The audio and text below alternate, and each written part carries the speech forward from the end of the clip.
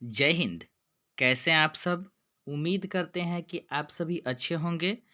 तो फाइनली हम आज के इस वीडियो में क्लास 12th का जो हिंदी का पहला चैप्टर है बातचीत, उसके हम सब्जेक्टिव प्रश्न लेकर के आ गए हैं, ठीक है ना? यानी कि 100% सटीक आंसर बताएंगे और एकदम छोटा में बताएंगे, ठीक है? तो देर न करते हुए आइए हम क्लास को शुरू करते हैं। हमेशा की तरह आपसे एक रिक्वेस्ट रहेगा कि अगर आपने हमारे इस चैनल को सब्सक्राइब नहीं किया है तो प्लीज़ चैनल को सब्सक्राइब करें, क्योंकि 2025 में जो बोर्ड एग्जाम होने वाला है उसके मैं सब्जेक्टिव और ऑब्जेक्टिव जितने भी विषय हैं आपके उसके मैं क्वेश्चन आंसर करवा दूंगा, चाहे वो 10 हो चाहे वो 12 हो, ठीक है? तो आइए देर ना करते हुए हम क्लास को शुरू करते हैं।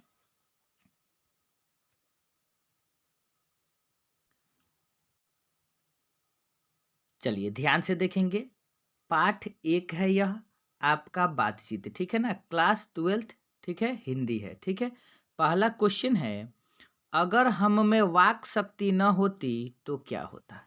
ठीक है, आप खुद सोच सकते हैं कि अगर हमारे अंदर वाक शक्ति न होती तो क्या होता। ठीक है, आइए इसका हम आंसर देखते हैं। देखिए, अगर हम में वाक शक्ति न होती तो यह समस्त सृष्टि गूंगी प्रतीत होती। सभी लोग चुपचाप बैठे रहते और हम जो बोलकर एक दूसरे के सुख दुख का अनुभव करते हैं, वाक शक्ति न होने के कारण हम एक दूसरे से यह कह सुन नहीं पाते। ठीक है, यानी कि हम में वाक शक्ति न होती, बोलने की कला न होती, ठीक है, तो हम जो है बोल के बता के किसी को अपना दुख का आभास कराते हैं, खुशी का आभास कराते हैं, वो नहीं कर पाते। ठीक है, आइए देखते हैं दूसरा प्रश्न। ध्यान से देखेंगे, बहुत ही इम्पोर्टेंट है और एकदम आसान भाषा में, छोटा लैंग्वेज में, ठीक है। देखिए दूसरा प्रश्न, ध्यान से देखेंगे। बातचीत के संबंध में बेन जॉनसन और एडिसन के क्या विचार हैं? सबसे इम्पोर्टेंट प्रश्न है। देखिए, बेन जॉनसन के अनुसार, बोलने से ही मनुष्य का साक्षात्कार होता है, यानी कि बोलने से ही उसके असली गुण का पता चलता है, इसीलिए उसे बोलने देना चाहिए। ठीक है, और एडिसन के अनुसार असल बातचीत सिर्फ दो लोगों के बीच होती है और तीसरे व्यक्ति की उपस्थिति में उस बात को बदल दी जाती है। बातचीत में जब चार व्यक्ति लग जाते हैं तो वहां पर राम रमौला और कहा जाता है। ठीक है, यानी कि रियल बातचीत, असल बातचीत जो होती है वो दो लोगों के बीच ही होती है। ये किसके अनुसार है? तो एडिसन के अनुसार है। ठीक है, नेक्स्ट क्वेश्चन देखिए, ये तो और इम्पोर्टेंट क्वेश्चन है बाबू, ध्यान देंगे। आर्ट ऑफ कन्वर्सेशन क्या है? तो देखिए, बातचीत का हुनर यूरोप के लोगों में प्रचलित है, जिसे आर्ट ऑफ कन्वर्सेशन कहते हैं। ठीक है ना, यानी कि बातचीत करने की कला है। ठीक है, यानी कि कोई कोई व्यक्ति ऐसे होते हैं जिनसे आप कितना हो बतिया लीजिए, आपका मन नहीं भरेगा, आपका दिल नहीं भरेगा। ठीक है, तो उसी को हम लोग बोलते हैं आर्ट ऑफ कन्वर्सेशन। ठीक है, नेक्स्ट क्वेश्चन देखिए।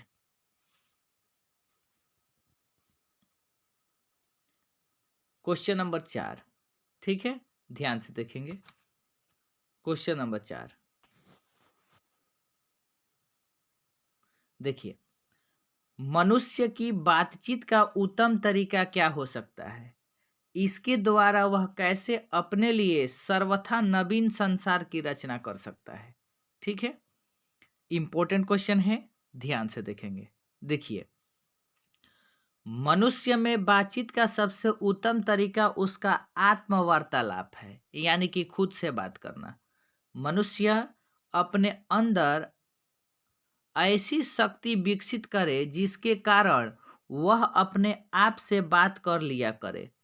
आत्मवार्तालाप इसलिए जरूरी है ताकि क्रोध पर नियंत्रण पाया जा सके, जिससे दूसरों को कष्ट न पहुंचे, क्योंकि हमारी भीतर की मनोवृत्ति नए रंग दिखाया करती है।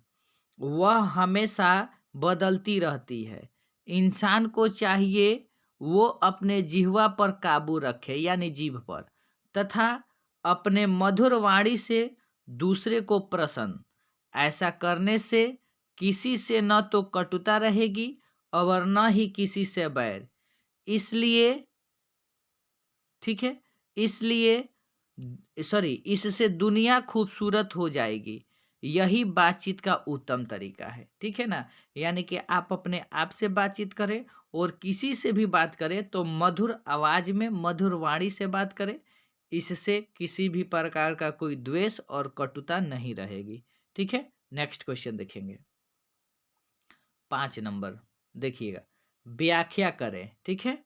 इसका आंसर बहुत ही मतलब कि क्या बोले लेंदी होता है, लेकिन हमने बहुत शॉर्ट करने का प्रयास किया है। देखिए, हमारी भीतरी मनोवृत्ति प्रतिक्षण नए नए रंग दिखाया करती है। वह प्रपंचात्मक संसार का सबसे बड़ा भारी आईना है, जिसमें जैसे चाहो वैसी सूरत देख लेना कोई दुर्घट बात नहीं है, ठीक है? देखिए, ये बहुत ही इम्पोर्टेंट क्वेश्चन है और आपसे फिर रिक्वेस्ट करेंगे कि प्लीज़ आप क्लास को शेयर करें अपने दोस्तों के बीच जिनका एग्ज़ाम इस साल होने वाला है, ठीक है? आप एग्ज़ाम तक मेरे चैनल को सब्सक्राइब करें, भले एग्ज़ाम के बाद आप अनसब्सक्राइब कर दें, ठीक है ना? क्योंकि मैं आपका पूरा हेल्प करूँगा, ठीक है? देखिए, इसका आंसर है, प्रस्तुत पंक्ति बालकृष्ण भट्ट द्वारा रचित पाठ बातचीत से ली गई है। मनुष्य की भीतरी मनोवृत्ति प्रत्येक क्षण नए नए रंग दिखाती है, अर्थात उसमें नए नए विचार आते रहते हैं। वह इन प्रपंचों से पूर्ण संसार एक बड़ा आईना है, जिससे ऐसी घटना घटना को भी देखा जा सकता है जिसके घटित होने की आशा न हो। अर्थात हमारी भीतरी मनोवृत्ति हमें संसार के समस्त अच्छे बुरे कार्यों से अवगत कराती है तथा उसका गुण दोष प्रकट नहीं होता है, ठीक है? नेक्स्ट क्वेश्चन देखेंगे।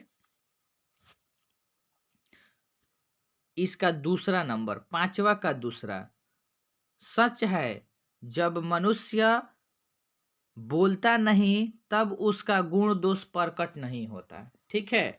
यानी कि मनुष्य जब बोलता है तो उसके अंदर क्या अच्छाइयाँ हैं, क्या बुराइयाँ हैं, ये सब प्रकट हो जाती है। इसका आंसर देखिए, प्रस्तुत पंक्तियाँ विद्वान लेखक बालकृष्ण भट्ट द्वारा रचित पाठ बातचीत से लिया गया है।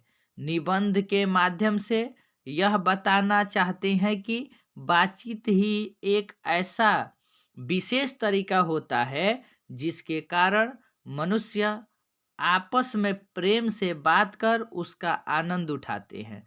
परंतु मनुष्य जब वाचाल हो जाता है अथवा बातचीत के दौरान अपने आप पर काबू नहीं रख पाता है तो वह दोष है।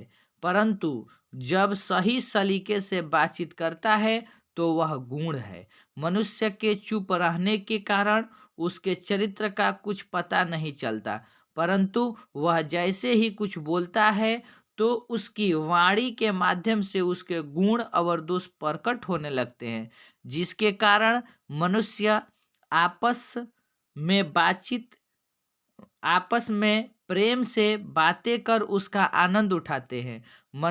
परंतु मनुष्य जब वाचाल ऐसे करने से किसी से न तो कटुता रहेगी और न ही किसी प्रकार का कोई द्वेष रहेगा, अगर जब वह मनुष्य प्रेम से बात करे तो, ठीक है? ये आपके रहे टोटल सब्जेक्टिव प्रश्न है जो एग्जाम के व्यू से बहुत ही इम्पोर्टेंट है, ठीक है ना? और आपसे हमेशा रिक्वेस्ट करेंगे कि अगर आपने हमारे चैनल को सब्सक्राइब नहीं किया है तो प्लीज़ चैनल को सब्सक्राइब करेंगे और साथ साथ बेल आइकन को दबाएंगे और क्लास को अपने फ्रेंड्स के पास ज़रूर शेयर करेंगे, ठीक है ना? मिलेंगे हम लोग अगले वीडियो में। जिस चैप्टर का नाम है उसने कहा था उसके सब्जेक्टिव क्वेश्चन हम आप लोगों को करवा देंगे, ठीक है? चलिए, तब तक के लिए जय हिंद, जय भारत।